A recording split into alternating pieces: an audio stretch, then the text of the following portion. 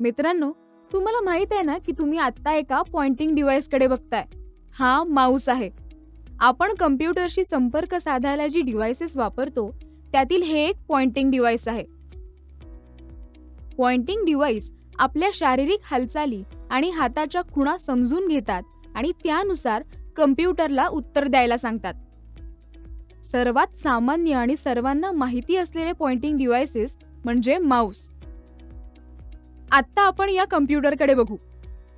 दुसरेही एक सामान्यपणे वापरले जाणारे पॉइंटिंग डिव्हाइस आहे टचपॅड, जे सामान्यतः लॅपटॉप सोबत येते. हा एक सपाट भाग असतो, त्याला तुम्ही स्पर्श करता आणि त्यावर तुम्ही बोट फिरवता.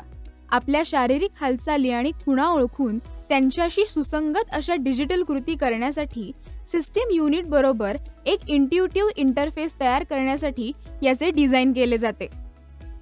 कम्प्युटर वापरणाऱ्या सगळ्यांसाठीच अशा प्रकारे माऊस किंवा टचपॅड वापरणे फार महत्त्वाचे आहे.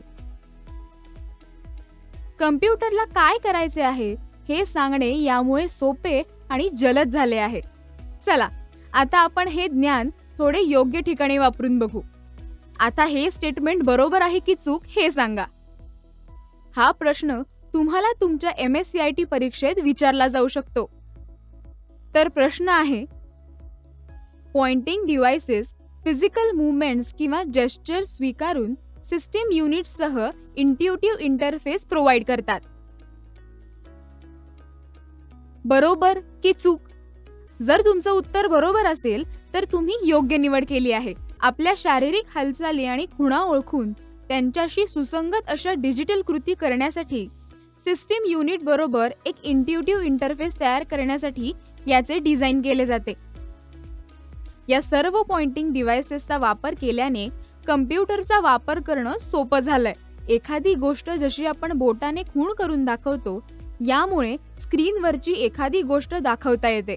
या प्रकारे आपण कम्प्युटरला आपल्याला काय हवंय ते सांगू शकतो, जसं की फाईल ओपन करणे, व्हिडिओ प्ले करणे किंवा ईमेल लिहिणे. तुम्ही MSCITच्या पुस्तकात पॉइंटिंग डिव्हाइसेस बद्दल अधिक माहिती वाचू शकता, पान नंबर 126 वर.